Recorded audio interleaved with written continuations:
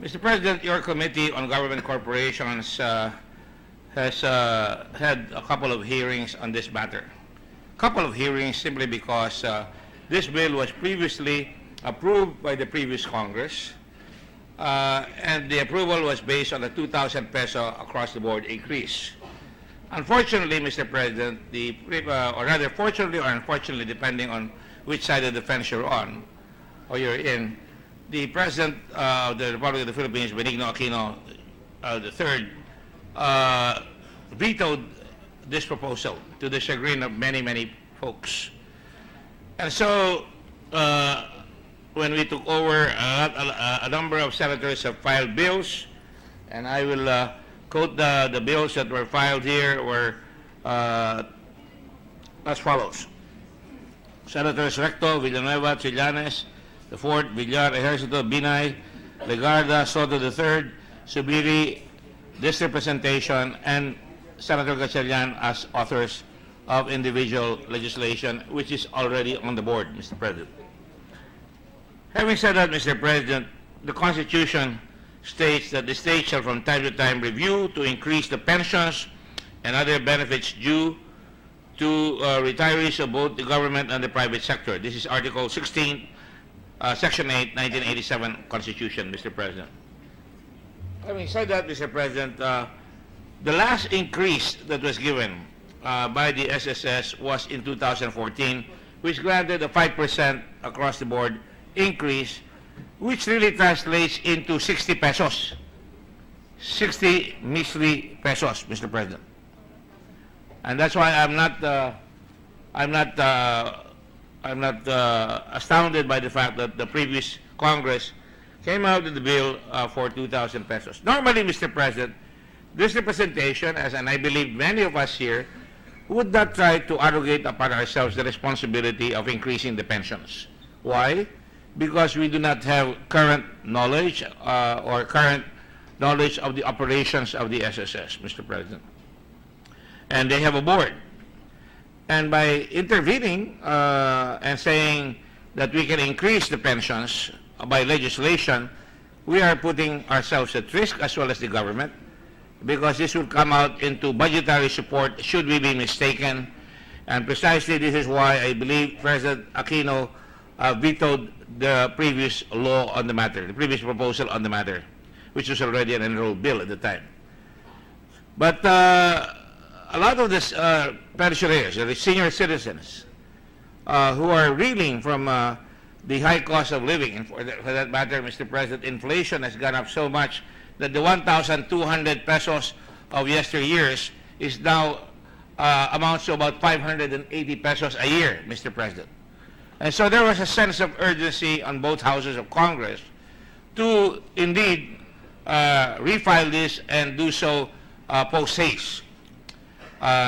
Since a lot of the discussions had already been made, the decision to be made was whether we are going to do it at 2,000.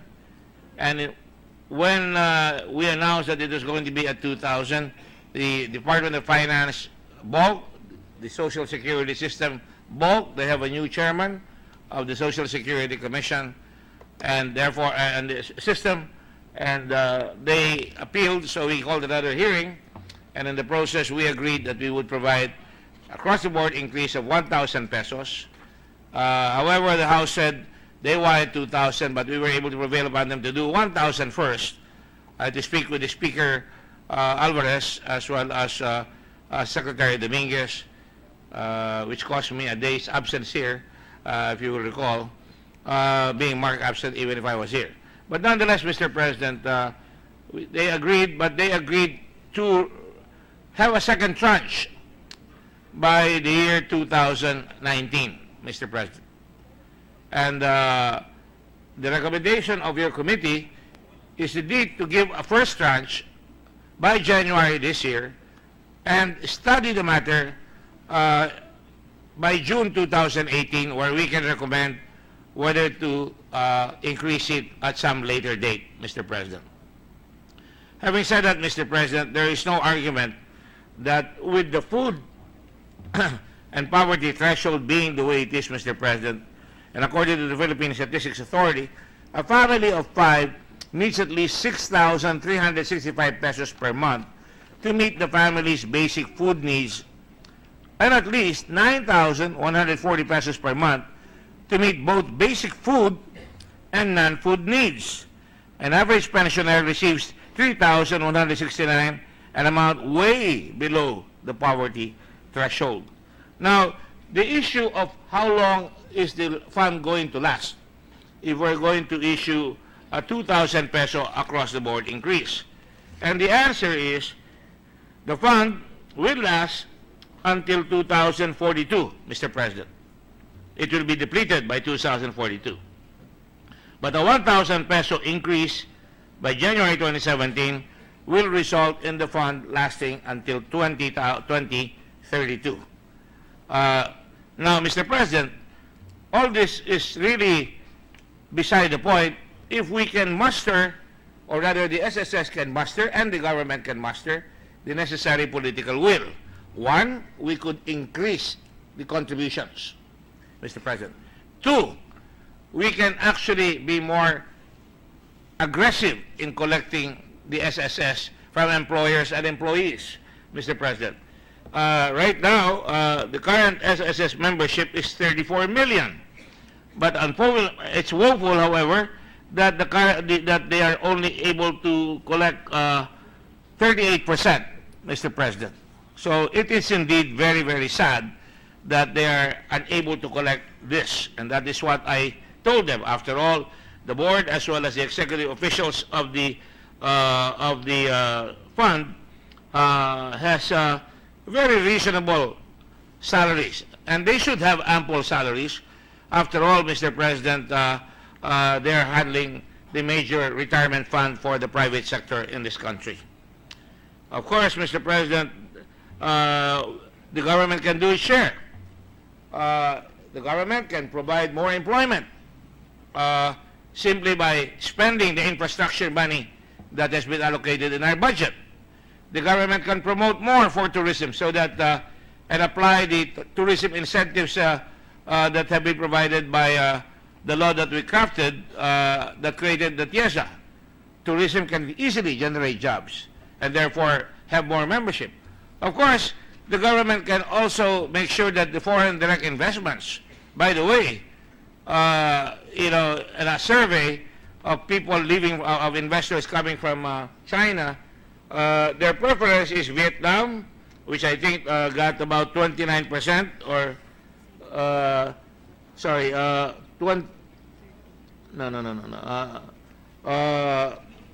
39%, and the Cambodians got about 3%, and the Philippines got a measly 1%. Talo pa tayo ng Cambodia. But you can see on the chart that the Philippines gets $5.23 billion in foreign direct investments. Thailand has 10.84, Malaysia has 11.12, Vietnam has 11.80, Indonesia has 15.50 billion, and Singapore has 65.26 billion. A city-state the size of Subic Bay Metropolitan Authority gets more foreign direct investment. So you can see our cabinet members in the Department of Trade, Foreign Affairs, BOI, and the SBMA, and Clark, and all the other export processing zones must break out a sweat to make sure that they can increase that foreign direct investment. Unfortunately, it's easier said than done. But I believe that they can do that because we did Subic with a zero-based investment, and we were able to get tremendous increases in foreign direct investments right away. Over about 2 or 3 billion pesos worth of investments was done in Subic Bay. Having said that, Mr. President, we must take a look also at the savings rate. Now, Senator Rector and I, the very able gentleman from Batangas who is the minority floor leader and an expert in our budget, and I were discussing about the matter of contributions. And I said these are really in the nature of forced savings. According to Mr. Recto, it is more of a tax, which can be interpreted that way because after all, taxes are savings by the people so that their tax pesos will go back to them in terms of infrastructure, in terms of schools, and other social aims by the government. But indeed, if you look at the savings rate of the Philippines in 2014 as a percentage of GDP, we again pale by comparison. The Philippines has 17.2%, Singapore has 53.4%, Indonesia has 33.8%, Malaysia 34.2%, Vietnam 30.1%, China 48.9%, South Korea 34.5%, Brunei, we should not include Brunei because Brunei is practically subsidized by their government, like Saudi Arabia subsidizes its citizens. Cambodia, we're at par with them, practically 17.6, and Laos 20.9. So much for the country that used to be Asia's #1, second only to Japan. In terms of direct investment, Mr. President, we are really still the laggard in terms of savings. That's why we would have to take a very big, strong higop ng hininga para aminin natin na kailangan natin ng political will para maitaas natin ang SSS. Because after all, ang GSIS mas mataas di hamak ang kanilang sinisingil kesa sa atin sa SSS. I believe they're almost double what we have here. And I'm trying to look for my notes. But I'm sure you can all agree that GSIS has a lot more contributions exacted. They're 21%, and SSS is really way below. They collect 11%. And you can see there on the chart, the contribution rate, 11% for SSS, and GSIS 21%. And the employee is 33.3% sa SSS, 9% sa GSIS, and the employer is 66.7%, and GSIS is 11%. So, Mr. President, there are really serious repercussions when it comes to determining whether we should really do it by legislative fiat. My own take on the matter is it should be done by the business sector of SSS, the business side of SSS. That's why we give them high salaries to see to it that they can manage the fund. The other problem, of course, is the fact that the SSS has a lot of assets that are NPA, non-performing assets, Mr. President. Meaning to say that they have condominiums, they have 18 billion to be precise. Some of these condominiums include Bella Villa, 19 condo units, Pioneer Highlands, 51 condo units, Renaissance Tower, 3 condo units, that's a pretty high-end condo, Cyber One, 5 condo units, etc. You can see that a lot of investments can actually be liquefied, if you will, or for that matter, be used for, to be rented out. Therefore, in fact, forsaking 198 million pesos in income from rental income with a value of 18 billion pesos. So I'm already looking at Senator Rector looking at some of the pricier condominiums here because I think he needs some condominiums that for some of his extra offices that he needs in this in the Senate. But let me aside, Mr. President, let me just say that over and above the matter of condo units and sleeping assets is the fact that they must collect, and there are 2 suggestions here. Number 1, DOLE or the BIR, as per suggestion of Senator Rector once again, can help them in the collection. After all, the BIR can make visitation and they can make collections readily available to the BIR. Or for that matter, DOLE can help make sure that they push the employers to provide the contributions that have been very tardy and very slow and sluggish. And so, Mr. President, it is now that we have given you more or less the overview of some of the things that would have to deter the Congress of the Republic of the Philippines, the lower house, or the big house as they want to be called, said that they would have this joint resolution. The difference within this joint resolution is not that much, and I think we were discussing this with the Senate President earlier. Our resolution calls for, making haste slowly. Theirs is making haste, period, because it seems to be related to an activity in 2019. Many of the congressmen's terms will expire at that time, and they would want a pasalubong to the people of this country. So they'd rather have an immediate 1,000 peso increase over and above the 1,000 that we're going to give. The Senate, being the more the smaller house, if you will, if you're to be humble, says that we should discuss this in January of 2018, June 2018, whether we should grant a second tranche, which can come in either on 2019 or maybe thereafter. But as you can see, there are repercussions, and this will give us time to put pressure on SSS to see whether they're really stretching themselves to make sure that we can get the necessary money so that we could husband the resources of the SSS so that they can pay our people, our pensioners, a ridiculously low addition to the pension. I say that ridiculously because I think that it is really unrealistic what we give. And I think it is also unrealistic what we charge personally for contributions. Because after all, if we agree with Senator Rector and myself that these are for savings, then these savings will go a long way when they retire. So talaga nagtatabi na sila for retirement. And you can see, if the others can do it, Singapore, we were ahead of Singapore until 1959 when they woke up and they started catching up, or for that matter China, or for that matter Malaysia. We were all ahead of these people, but they bit the bullet and they exacted collections. Perhaps it's a question of marketing, Mr. President.